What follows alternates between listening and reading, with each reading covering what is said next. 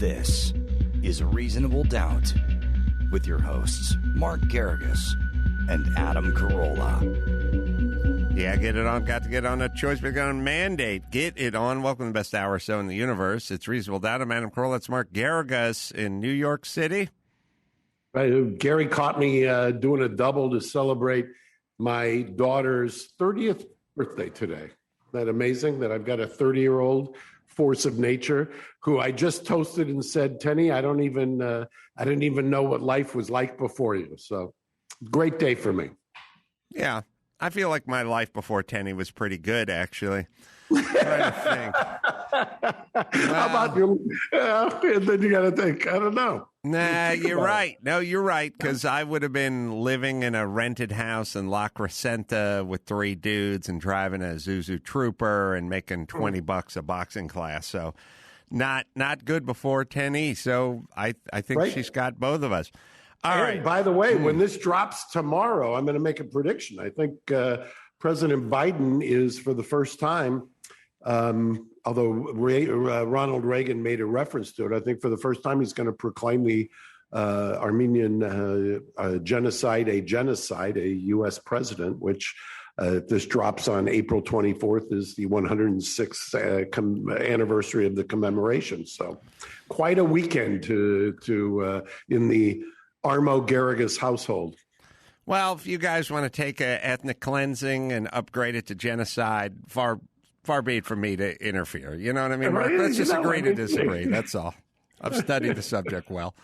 All right. So first up, what legal issue today piques the Carolla consciousness? Well, I talked to Gary on the ride in, as I always do, and he was talking about that shooting of the 16-year-old gal who was wielding the knife. There's a lot of Monday morning quarterbacking going on with the news pundits about, well, first off, they all have this crazy, their ideas range from why didn't the cop shoot a warning shot in the air to there was plenty of knife fights when I was growing up. You know, the kids just kind of settled themselves to lots of crazy tweets. I don't know if you could typify it as a knife fight. It was somebody who had a knife and someone who was going to be stabbed. I think the cop had less than 10 seconds from the time he got out of the car to the time he fired the shots.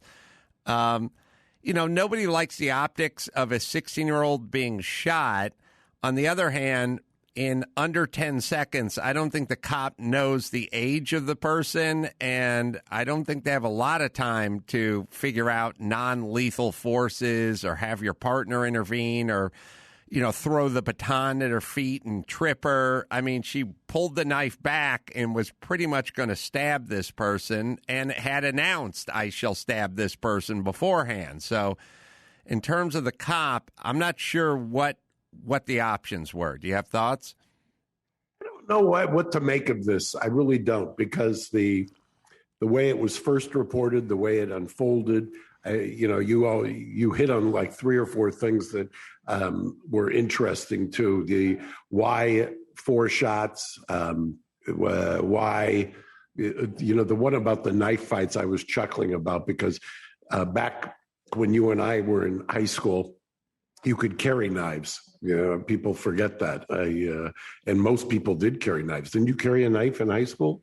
No, but we were just probably too poor. Maybe my dad gave me a spork from Kentucky Fried Chicken to bring with me for safety.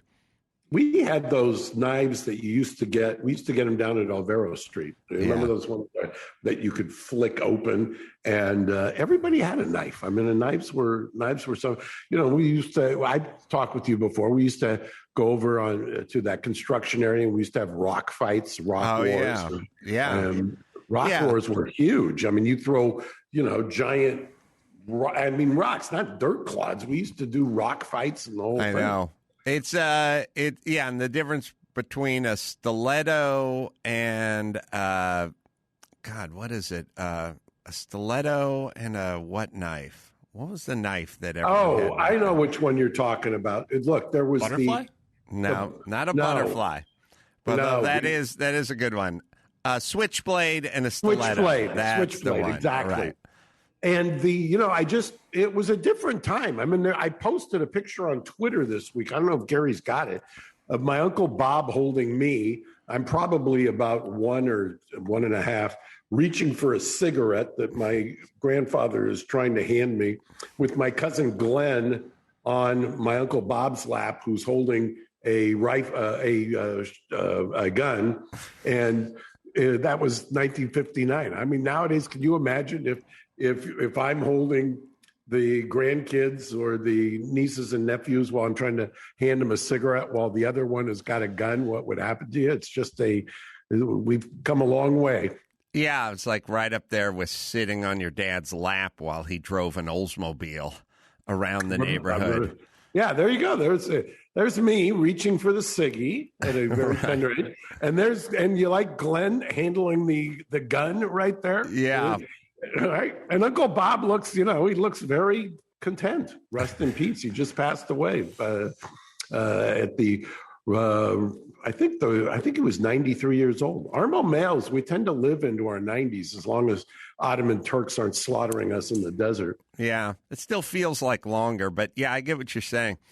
So, I mean, to Whitey. I know. So, what's your take on that shooting? Did you see both videotapes? I've seen both videotapes. I don't know. I don't know what to make of it. I wish I could have an opinion. Well, legally, what do you think of it? Legally, I think that they're not going to charge the officer. Look, in a George Floyd universe, never in a million years would this officer get charged. It's interesting. Somebody posted the other day, the Minneapolis Police Department, after the verdicts, the Minneapolis Police Department statement immediately after George Floyd. Gary, I should have told you to find this. It's astonishing what the police would have had you believe happened in the immediate aftermath. And that's generally the law enforcement kind of solution to things. So much of this that we're going through right now, which you and I have talked about for years, and is the system is just geared. I mean, look what we're going through. Either in Philadelphia, they just did a thing about Larry Krasner on some series, I think that's on PBS, all of the stuff that's going on about Gascon. Anytime you try and reimagine the criminal justice system, people just go bonkers. They don't understand how you could reimagine it. You say the buzzwords, defund the police, and it's like, who are you going to call if there's an emergency? I mean, all of this idea, we've been so ingrained, especially in California, because we kind of pioneered along with the back in the Clinton days of heavy duty incarceration and mass incarceration. We pioneered that in California. I mean, we were way ahead of the curve of throwing away the key on everybody. I mean, I remember for maybe 10, 15 years, virtually every single jury trial I did, no matter what the case was a life top case. So you were trying,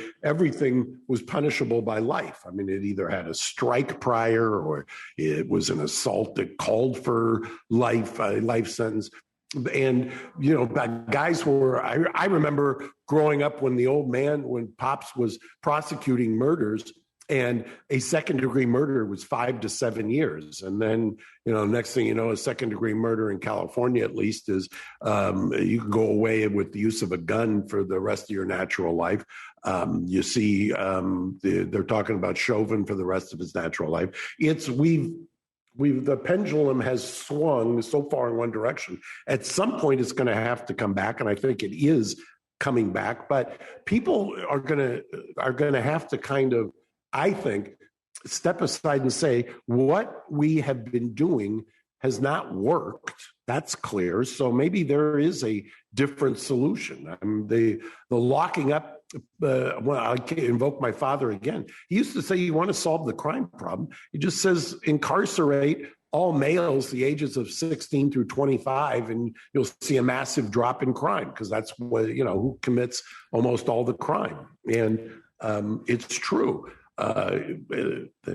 Then I saw yesterday the U.S. Supreme Court with a Kavanaugh opinion. People were lambasting him because he had written an opinion that said that it was not basically cruel and unusual to have minors sentenced to life, because there's been a movement to stop kind of giving these crazy sentences to trying minors as adults. And people were saying, oh, yeah, the Kavanaugh, he was doing this, that, or the other in high school, but now he doesn't want kids to get the benefit of the doubt. I had a different take on it. I said the facts of that case were a kid who killed his grandpa, and you got a bunch of grandpas on the Supreme Court. That you're not going to win a lot of sympathy from a lot of grandpas for a guy factually who's convicted of killing his grandpa. Well, as I think about the Chauvin verdict, it seems like, the manslaughter seemed pretty doable, but it seems like the murder 2 and the murder 3 seemed bizarre to me. I mean, I think the definition of murder 3 is that, basically firing into a crowd, kind of depraved heart thing. That seemed like a weird one to make stick on by the definition of murder 3. Is there something we're missing from that? No, I think that it was so important and why they wanted that and it's interesting because I saw not one of the deliberating jurors, but an interview with an alternate juror.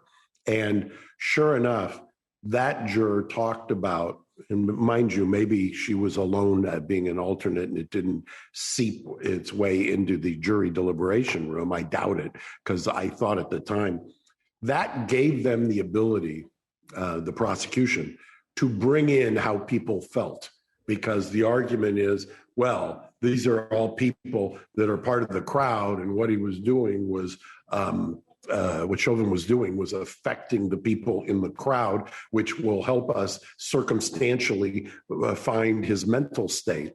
And the reason that's so dangerous is because, as the juror said, she was haunted by the comments of the people in the crowd. And that's like I said all along on this case, it's a dangerous, slippery slope of evidence. When you don't I understand when you don't like the defendant, you want to see this come in. But if it's a relative of yours who you want to see get a fair shake, you might think twice about this kind of evidence coming in and this kind of charging. Also, by the way, everybody, myself included, who's been complaining about prosecutorial overreach for decades, part of what I always complain about is the prosecution overcharging. And why do they overcharge? They overcharge because then you don't want to take the risk of going to trial, losing, and getting hammered. And sure enough, that can come back to haunt you. So when you're cheerleading for the process because you don't like who it's aimed at, remember, next time around, it can be aimed at somebody that you do like or somebody that you do love. And that it's a dangerous path to be on. Well, like I said, depraved heart, murder 3 is throwing a cinder block off a freeway overpass and not really caring whose car it hits. Is that like that definition? I think that's a fair. I've also argued, and we mentioned this just briefly, and I'm glad you brought it up. I've argued for years in California that the jury instruction for what's called an implied malice second-degree murder, which is kind of the first cousin of the Minnesota statute, has in some ways, the jury instruction, I think, is easier for a jury to find somebody guilty on a second-degree implied malice than it is on an involuntary manslaughter, which makes no sense because, the whole idea of the difference between murder and manslaughter is when we're discussing this in the criminal law, what we're saying is there are certain things that we don't want to countenance as a society, and that's malice, having malice, and committing homicide. That's the definition of murder. We give, as a society, a excuse or a downgrade for manslaughter, both the punishment and the mental state. And we say with manslaughter, there are reasons that may not excuse the killing, but we recognize that there are certain areas that we are going to make allowances for why you acted the way you did. And when you start collapsing those, then that's also dangerous, because if you're ever in a situation where you want to use force to defend yourself, or in your house, or in a fight, or something, if somebody attacks you, then sometimes if you don't have those distinctions, it's a very tough nut to crack in terms of how you're going to punish people who may have a better excuse than others who commit what's commonly called cold-blooded murder. Do you think they're going to be pressured into trying to bring up the officer who shot the 16-year-old with the knife on charges? I think so. I think that in this milieu, I think that there is a compelling argument that 4 shots was excessive. I think that a prosecutor would be more inclined to file than they wouldn't have 2 years ago. I think that you're going to see also, I saw today where the feds are now looking at Chauvin for a 2017 excessive use of force. They may just indict him on that too. They've got the grand jury already kind of primed and ready to go. There's a lot of, it's about time that there was a reckoning. I just think we need to imagine or reimagine at the same time that we're having a reckoning how we're going to deal with crime and how we treat crime. What about Harmeet Dhillon is going to join us? She's an attorney she's been on the show before. She's represented many people, and she's currently representing James O'Keefe from Project Veritas. It has to do with Twitter suspending his account, and we'll get into that. Gary, did we get her? She has landed. She's on a plane. She has landed. She is trying to get her bags and get into an Uber so we get the best sound quality possible. It's probably about 15, 20 minutes from now she'll join us. But where is, all right, so you take this officer, he shoots the woman who has the knife, and then LeBron James basically sends out a picture of him and says, "You're next," to 50 million followers.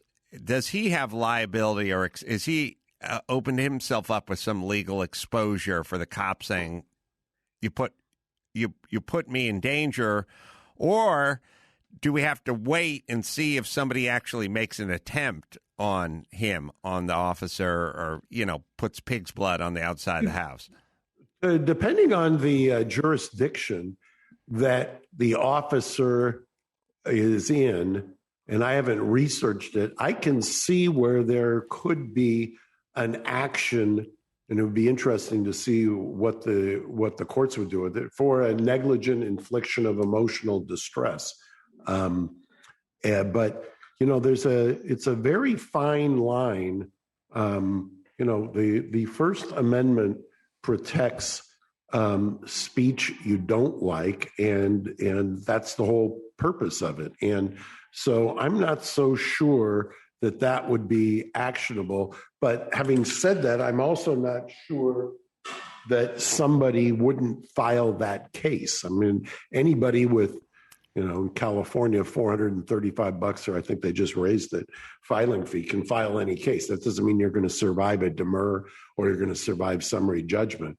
But I'm sure there's some intrepid lawyer who would make that argument. I had said yesterday that that I give LeBron a pass just because I know he's so passionate on these subjects. And somebody tweeted at me, "I wish Adam was there to hold you accountable," as if I've got to be held accountable by Adam. So when I say I give LeBron a pass, I was saying in the sense that he's somebody who walks the walk and talks the talk, and he's engaged in people, and it's a passionate kind of area. Obviously, yeah, I get it. I feel, look, This is like saying I'm passionate about drunk driving and drunk driving accidents, but sometimes someone jumps a curb when they're texting and runs over an old lady and they're not drunk. And in that particular instance,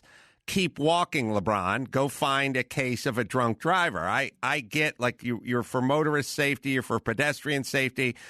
Sometimes somebody gets killed by a car, and it's not that. You don't have to stuff everything into that Jell-O mold. That's what I'm saying. Be passionate about your passions. I'm all for it. And I feel the same way about the news. Be passionate about it, and the politicians. Be passionate about it, but don't try to steer everything into that template. Sometimes it doesn't fit. Right. And I think you hurt your own cause when you try to steer. There's bad cop shootings, there's good cop shootings, and then there's just shit that falls under the heading of shit happens. It's just, we live in a society. It's got teenagers with knives, it's got cops with guns, it's got split seconds, and people are flawed and they make mistakes. I don't believe everything has to be seen through the lens of a racist cop. That's basically my take on it. And I applaud at the same time that you may say, okay, LeBron did this and condemn him for that. He also posted something almost immediately saying, I'm learning and I'm trying to recalibrate and whatever else. By the way, that there was a different era where you could have a discussion with somebody and somebody could say, you know what, that's a good point. I'm going to change my mind or I'm going to rethink it. That to me is, I invoke our mutual friend, Dr. Drew. That's the beauty of liberal arts education, we used to say, is you would have critical thinking, discussion, and you could change your mind or you could modulate the way you're thinking. Well, I agree. So the cop could file a lawsuit, and in a way, it's not that different from Nicholas Sandmann doing his lawsuit against CNN, sort of saying you slandered my reputation with your followers. But I'll tell you, the one which I thought of you, and I thought of that because you talk about that channel. What is it for? NBC News with Lester Holt had done a little, at least arguable, manipulation of the video and then had to clean it up because they were called out on it. And so that is exactly kind of your fit right into your kind of theme that you keep coming back to. Yeah, I think what they did is they whacked up the 911 call.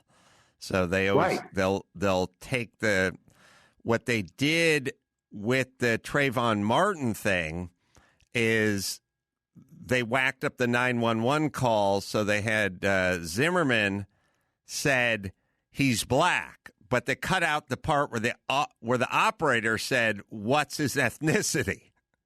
So, of course, if somebody says, what's his ethnicity, and you say he's black, that's different than you just volunteering he's black. And if you whack it out, then there's a contextual issue, which is going on all the time. Obviously, which, by the way, that Utah case where we've played the tape before, the 911 caller there, I believe is at least sounds to have maybe joined with me in some Don Julio 1942 at some point, and is talking about the Mexican walking down the street who ends up getting basically assassinated by the cop, and as you say, that's different than asking for a description and somebody answering the questions. And by the way, why do you need to shade things? To just put the facts out there. It's what I always say about opponents in a courtroom. Why do you leave some of the facts for me to bring out as opposed to preempt it? Under direct, for instance, why leave it to cross and make it look like you're hiding or shading something? Well, I would argue they have an agenda, almost like they do in the courtroom. But so let me just drill down for a second here. LeBron puts the tweet out. Maybe LeBron walks it back. Nothing happens. What if somebody attacks the officer and says it's because I read the LeBron tweet? Does that then turn it into a lawsuit, or does that not change things? I don't think it would change things.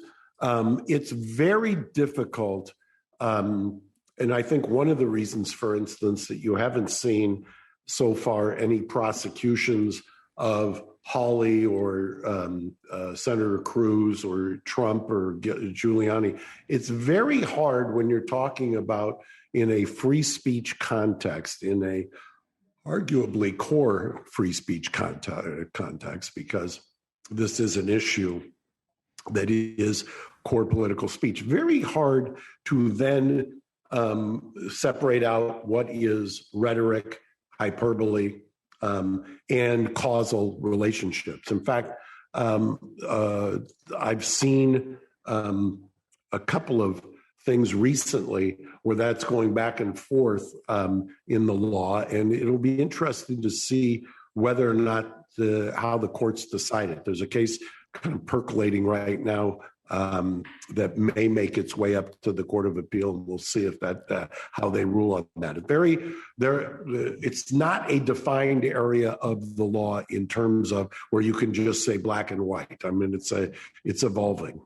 Speech is something that we should cherish and protect, but the First Amendment really needs some bolstering, and I'm hoping at some point the U.S. Supreme Court does that. I mean, they haven't been afraid to speak on the areas of religion this year, and I'm hoping they do some more speaking on the other clauses of the First Amendment. Well, it'll be interesting to see what Harmeet has to say about that. I'm very anxious to see what Harmeet has to say. When Gary should have sent somebody to pick up her clothes at their bags at the carousel. All right. Well, hopefully she'll be joining us soon. First, let me tell you about our friends at AsteraLabs.com. This podcast is sponsored by our friends at Astera Labs. Thought about trying CBD? Sure, but what brand or what dosage form is best? Astera Labs. Easy to swallow tablets that provide consistent dosing and blister packaging that allows for convenient transport. Manufactured according to the FDA's current good manufacturing practices in a facility that is GMP compliant and tested by a third-party lab to ensure compliance. Astera Labs only uses pharmaceutical-grade ingredients on their tablets, 0 THC, and made in the USA. And their unscented body cream has aloe, sunflower oil, and shea butter to protect and moisturize the skin. So let's get with Astera Labs. Right, Gary? Try Astera Labs safe quality CBD products by shopping at AsteraLabs.com. That's ASTERRALABS.com. And use code RD20 to receive 20% off your order today. All right, so Harmeet Dhillon, she's, I guess I would call her civil rights attorney now. Used to be the civil rights attorneys were on one side of the aisle. Now I think it's open to many political persuasions. I think Gary has that declaration made by the Minneapolis Police Department that you referenced at the top of the show. I do. Would you guys like to see it, or would you like me to read it? I'm not sure it's. I'd like to see it and have you read it. How's that? That's great. I'm going to put it up right now, and then I will read it for you guys. It's headline, Man Dies After Medical Incident During Police Interaction. May 25th, 2020, Minneapolis. On Monday. Wait, that was their initial. This is the night of the death. The night. Oh, I thought it was the night of the trial. Nope, this is the original statement from the day of the interaction. May 25th, 2020, Minneapolis. On Monday evening, shortly after 8 p.m., officers from the Minnesota Police Department responded to the 3700 block of Chicago Avenue South on a report of a forgery in process. Officers... Wait, can we just stop for 1 second? Sure. A forgery in progress. They make it seem like the guy, like Floyd is in there or the suspect is in there. He's forging checks as we got to stop him from forging checks. Anyway, Go on. You shut your mic, Gary. Sorry about that. Officers were advised that the suspect was sitting on top of a blue car and appeared to be under the influence. 2 officers arrived and located the suspect, a male believed to be in his 40s, in his car. He was ordered to step from his car. After he got out, he physically resisted officers. Officers were able to get the suspect into handcuffs and noted he appeared to be suffering from medical distress. Officers called for an ambulance. He was transported to Hennepin County Medical Center by ambulance, where he died a short time later. At no time were weapons of any type used by anyone involved in the incident. The Minnesota Bureau of Criminal Apprehension has been called to investigate the incident at the request of the Minneapolis Police Department. No officers were injured in the incident. Body-worn cameras were on and activated during this incident. The GO number associated with this case is yada yada. Well, now, you know what? Yeah. What are you going to say? Because I'm going to tell you what how do you take a look at that and lionize the chief of police in Minnesota? I mean, that was his department. He was the chief. That's the bullshit they put out. Well, look, everyone's an advocate for whatever side they're on, and anyone who's ever been in an argument with a woman knows that this is that you pick a side and then you make that argument. Your brain needs to be put in the Smithsonian. It's the crystal brain. Now, obviously it sounds insane once you see it, but if you don't, everyone just becomes an advocate. You know, I was thinking about the filming of all these, the fact that all these events are being now chronicled with body cams and Ring doorbell cams and cell phones and everything else. And it strikes me that the George Floyd case, they would have never gotten a conviction minus all the video. For sure. Ever. They would have discounted. I've got a case in Los Angeles right now that they said was an appropriate use of force. It was investigated, an appropriate use of force. They blew my client's face off with a gunshot. Miraculously, he lived. Every witness who was negative was discounted. There was no video. The camera wasn't on. The guy had no weapon. They claimed he was waving a towel and that they thought that was a weapon. It would have gone. It's exactly what they do. It's like they come from, they have a script and it comes from central casting. Yeah. On the other hand, it's a good thing there's video footage of the officer shooting the 16-year-old suspect with the knife in her hand, because that could have got spun the other direction minus any. That could have been she was too far away from her. He had time to use less than lethal, whatever, depending on what people around there said. That thing minus the footage could have been used against the officer, I believe. In this day and age, you got a 16-year-old black girl shot 4 times in the back, and, she's holding a knife. Who knows what she was intending on doing with it? It would have worked against the officer, I believe. I have seen it cut every single way. I mean, it seems like when it ends up in my office, it tends to, because people seek us out for particular remedies, but it seems like, no, it didn't happen this way. Canvass the area and find some still cameras. We live in a society now that you can find cameras virtually on every corner. And so it's very difficult for people to make up stories and not have some kind of video documentation of it. And you're right. It can cut both ways. What's going on with Tin Horn Flats? Do you have an update? We just filed a motion to dissolve the preliminary injunction and to hold the city of Burbank and to sanction the city of Burbank for violating the court order. We've got a court date, but I'm going to have to advance that. And my understanding, I don't know if he wants me to say it yet, but my understanding is that Barrett Lepedjian, your classmate, has got a solution that he will be unveiling, and I'll wait for him to tell you or me on one of our next episodes, maybe during the week. I don't want to steal his thunder, but I will tell you that basically the argument was, for those who don't understand it, that there's never been a legal determination as to whether the county's revocation of the health permit was authorized or legal in the first place. The county punted on that, even though they had 2 lawyers present at the hearing. We've asked for a hearing on that. You have to exhaust your administrative remedies. That's what we're waiting for. Hopefully we get a hearing in the next 4 weeks. But everything that Burbank did after that is just a parade of illegal horribles. And there's people fighting with phony Tin Horn Flats social media accounts and they're doing the usual nonsense. But the fact remains that I think the city of Burbank has painted themselves into a corner. I don't know what their exit strategy is, but sure seems to me like they don't have a really.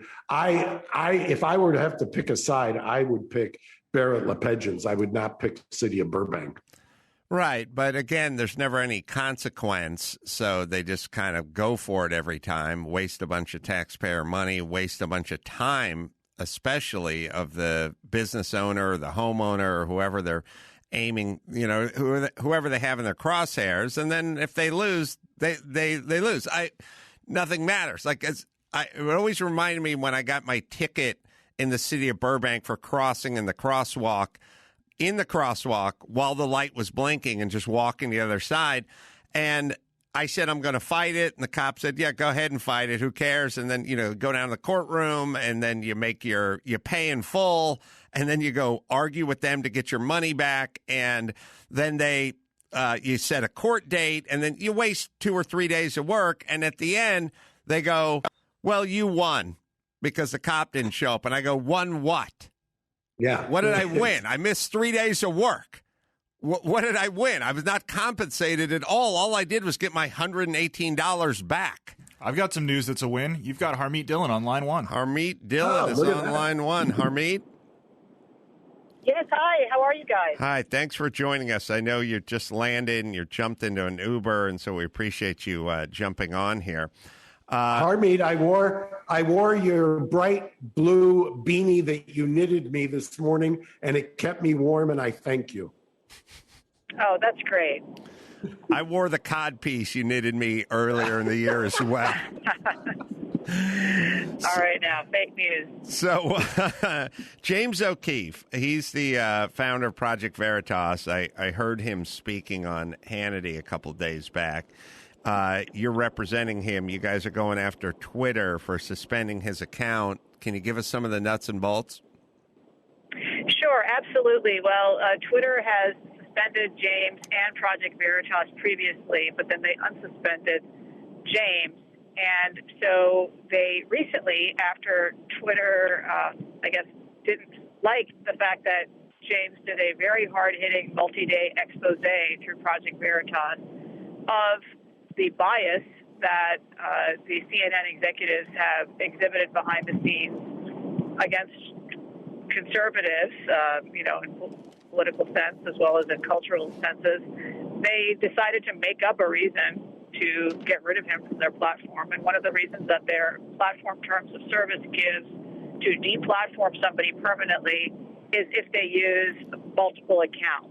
And so Twitter put out a statement to the media saying after they suspended James permanently, but without giving him a reason, they told the press they suspended him for using fake accounts and for then using them to manipulate conversations on the platform and amplify those. And James did not do that. That is a false statement of material fact, and it is a damaging statement to somebody whose career is as a journalist, somebody who is very careful to have the highest integrity, and it's a lie. And so we went to court and we sued on that specific statement that Twitter said that was not true. And so under the law of defamation, that's defamation per se. It is making a statement of material fact about somebody that affects their career and that would impact their reputation to any reasonable observer. And so we'll see how it goes. We served the company this week. And I think you should watch the pages of the legal press because there may be other lawsuits as well coming up soon. Is he also suing the New York Times? He is also suing the New York Times. I don't have the privilege of representing him in that case, but in the New York Times case, he has sued them for false statements of material fact that were made about Project Veritas's a couple of different investigations that they did, which Project Veritas's lawyers wrote to the New York Times in advance and corrected them during the fact-checking process, and they put out these false claims anyway. And in that case, Project Veritas has survived the New York Times' motion to dismiss. That's a huge, huge step. The press almost always wins in this country. And so I know the client is excited about the discovery process coming up in that case. Hey, that's also in New York. Can I ask you and Mark just a more global question about Twitter and a lot of these tech platforms? It's clear to people like me and Harmeet that they're left-leaning. They're essentially, I always say it, it's like you go to a liquor store and you get shortchanged every time, and they go, yeah, I know the cash register's broken. And I always go, no, if it's broken, then I get more change some of the time and then less change some of the time. But it's not always short change. So it's always, the Hunter Biden story and the laptop, and that's off. And then later on they go, oh, yeah, we made a mistake. We shouldn't have done that. But it's clear that they have an agenda now. Now, I don't know if they just want to announce they have an agenda and say we're a private company, we're allowed to have an agenda and get on with our lives, or maybe they're worried about Congress at that point in Washington. But big picture, what do you guys think? Should they just step back and sort of own it and go, yeah, here's how we lean? Or should they try to clean it up and really step back and just go, this is an open forum, right, left, center, that's how we're going to conduct ourselves? Well, so I'll take this first. I've actually sued Twitter for another client who was a feminist, who was critical of a transgender activist and misgendered that person on the platform. That wasn't a basis for getting rid of people on the platform, but they did it anyway. So it isn't just an anti-conservative bias, Adam. It is a bias against whatever the woke orthodoxy is, including against feminists who are critical of, guys in the locker room, if you will. And so that bias is there. I lost that case.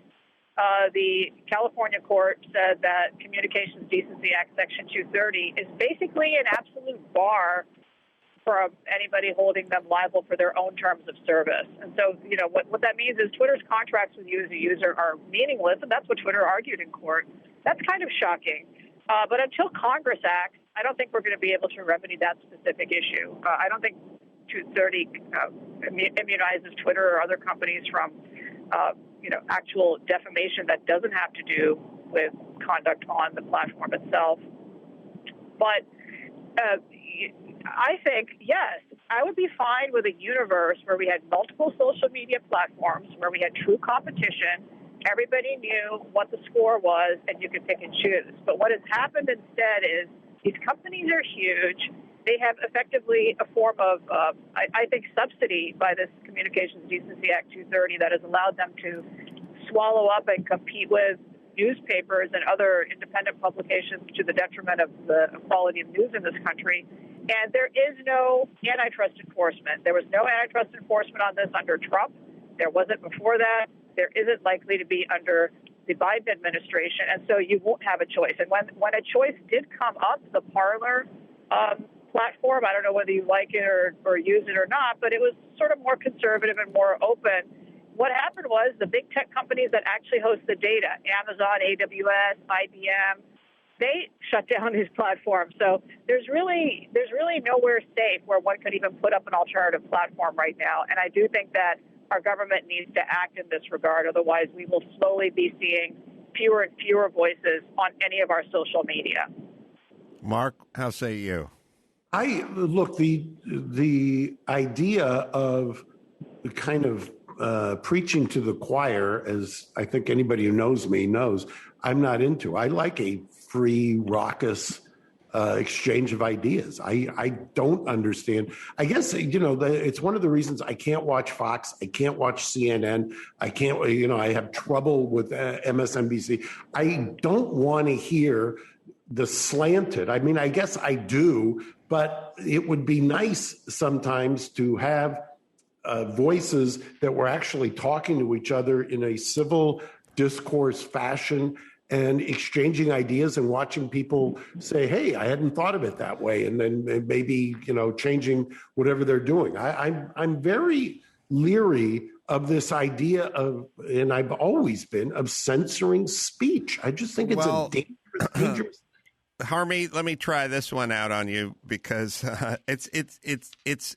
we're all human and this is run by humans. And so what I'm basically saying is I don't know if there's a decree from the top. I just know when I did Ellen's show a million years ago, Ellen is a vegan. And when I was in the green room, one of the segment producers came up to me and said, "You're not going to talk about meat, are you?" And I said, I hadn't planned on it. And she said, "Good, please don't bring up meat." And I thought, well, if you bring it up again, I'm definitely going to bring it up.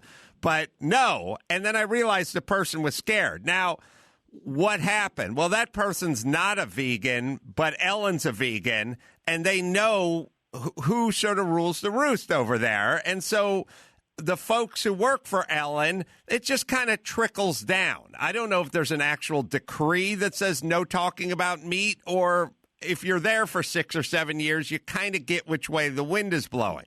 So I don't know with a lot of these big tech platforms, they're against, they're all woke, no joke. The point is there an actual decree, or does everyone who worked there just sort of get it?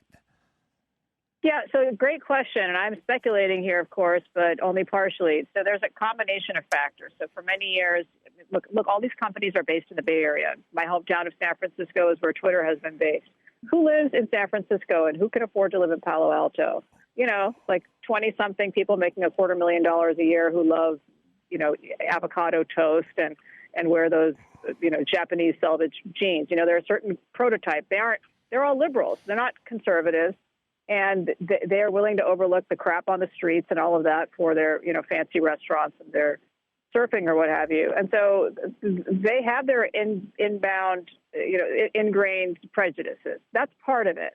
And their algorithms are written as such, and they make their judgment calls as such. But layered on top of that is the 2020 election. The 2020 election included specific policies in these companies that they cooperated amongst themselves. I mean, there's evidence that these companies communicated through Facebook, Twitter, and Google to tamp down so-called false information about the election, which included questioning the results of the election. And they bragged about that afterwards. So I do think that there was a top-down aspect to much of the censorship that we've seen in the last several months. They're proud of it. I can guarantee you that the decision to remove President Trump from the platform was very much a decision made at the top at Twitter. And the general counsel of Twitter has bragged about, her work on the election stuff and keeping the platform, quote unquote, safe. So, they are a partisan organization. And as a partisan organization, I would argue that the Federal Election Commission ought to take a look at that and check out whether these companies are, in fact, giving a political assist that's a in-kind contribution to certain political candidates. I mean, there's no accident that Marjorie Taylor Greene, who the libs hate, has been deplatformed from Twitter twice, and then they apologize and put her back. But the timing of it is always right after she's being attacked on the floor of the House, or, right after she's introduced a bill, and then she can't use the platform to promote it. That's no accident, in my opinion. Well, I mean, look no further than, was it the Washington Times with the Hunter Biden story? Post. New York Post. Oh, sorry, the New York Post. Right. I mean, they said, it violated their standards, blah, blah, blah. That was just blatant a running interference for Biden that close to the election as you could illustrate. And it is an interesting philosophical question, which is, if it does turn out that they have a bias, what is that worth to any candidate? I would argue quite a bit more than a small contribution. And then at some point you're going to have to regulate it, right? Well, I hate regulation as a small c conservative, but when you have corporations that literally have more power than the government, you have a huge problem right now. You can see that the Biden administration is asking social media companies and news media to promote their policies on vaccination, for example. Some of those policies are controversial, and I think there are a lot of legitimate questions people have. I've chosen to get vaccinated, but when you have the government asking private corporations to help enforce their policies, what does that tell you? That tells you that those corporations, which are multinational and which have a lot of users outside our country, are calling the shots. This is concerning whether you're from the right or from the left. I think I'd be equally concerned if I saw that happening in a conservative administration. So just to bring it home, what's the timeline like for the O'Keefe situation, and what do you think of your chances? Well, we like our chances. We've pled a very simple case. It isn't complicated. Twitter told a lie about our client, and we want that lie to be corrected, and we want compensation for the damages that have occurred. There's no specific dollar amount pled in the complaint. This is a defamation per se case. Twitter has been served. They have 3 weeks approximately to respond. That often gets negotiated out further. I am sure they're going to respond strongly with great lawyers, and then we'll fight it out in court and see what the New York Superior Court says about it. Do you have any thoughts about the LeBron James tweet with the picture of the officer that shot the woman with the knife in her hand saying, "You're next"? Is there any any legal avenue for the officer on that? Well, I mean, with Twitter has all these rules, Communications Decency Act 230 and so forth. I suppose the officer could try to file a suit against LeBron James, but the law there, I'm sure Mark would agree, is that a true threat? Is that really a threat that would put a person in fear of their lives, that would get you a restraining order in a court? I don't think so. I think that's rhetoric. I think it's grossly irresponsible, and I think it's, as many people have pointed out on Twitter, LeBron James doesn't say anything about when Muslims are having their organs harvested or being killed or put into concentration camps in China, where he makes shoes and where his sports play games. Harmeet more articulately said exactly what I said. I mean, you could see somebody sue him for negligent infliction of emotional distress, but it probably would never survive a demur. Yeah. Well, I'm not pushing for it. I just wanted it, as long as we had Harmeet on the blower, and I realized I teased that question, I should be a good host. I'm glad to hear that we agree, Harmeet. Great minds. Harmeet Dhillon. Absolutely. Yeah, let me give you a tweet. The law firm Dhillon, it's DHILLON Law Group Incorporated, and website DhillonLaw.com as well. Good to catch up with you, Harmeet. Harmeet, I'll call you later. I miss you. Thanks a lot. Bye, guys. Thank you. Bye. Yeah, she's good, that one. Oh, she's tremendous. Tremendous. And, very measured, very, I like we always talk about, I like folks that are measured, responsible, and also I like the ones that say, even if they disagree with the person, that's kind of how you know somebody has integrity. I'm sure Harmeet Dhillon hates LeBron James more than than a Cleveland fan, but she still is has enough integrity and is reasonable enough and also sort of has a reverence for her profession, which is attorney, to say, no, there's nothing. There's no there. Well, that's I always will say, and one of the reasons I adore her is that she's smart. She cares about the law. She follows, if not so much adheres to the law, but is interested in the law and has a reverence for it. And if you're a lawyer and you don't, I don't know why you would ever be in the profession. If you're not interested in which way Supreme Court trends are going, things of that nature, then I don't understand what you're doing. There's 1,000 other things you could be doing than practicing law. Well, last question for you, Mark. I think a lot of folks have become professional pundits now, and they're no longer practicing the law. They've just been brought on one side or the other to comment, and I think they lose a little of their integrity because you are involved with the law on a daily basis, and then you're asked to comment about it, but there's a grounding because you're involved with it on a daily basis. If you weren't involved with it on a daily basis, and then I just was asking you to comment on it, I feel the reason we get a lot of these opinions that seem to be drifting further and further away from the nuts and the bolts of what goes on inside a courtroom is because a lot of these people haven't been in a courtroom in a while. They're just actual spokespeople for whatever station gives them a platform. Thoughts? It's so interesting you say that because yesterday we had which would have been Thursday, we had a hearing, a federal court hearing that I did by Zoom because we did all the waivers and spent about, a good chunk of time, seemed like a couple hours, making arguments. The judge coming back, a judge who I've known for many, many years in the Central District, who I have an enormous amount of respect for, but I won't call him out right now. But it was just interesting, his view, because it was a sentencing, and he was talking about the two systems of justice, and he was talking about the deterrent effect and rehabilitation and the preciousness of American naturalized citizenship and things. And I was thinking yesterday, wow, I wish Adam could watch this, but I'd get this barred if I taped it.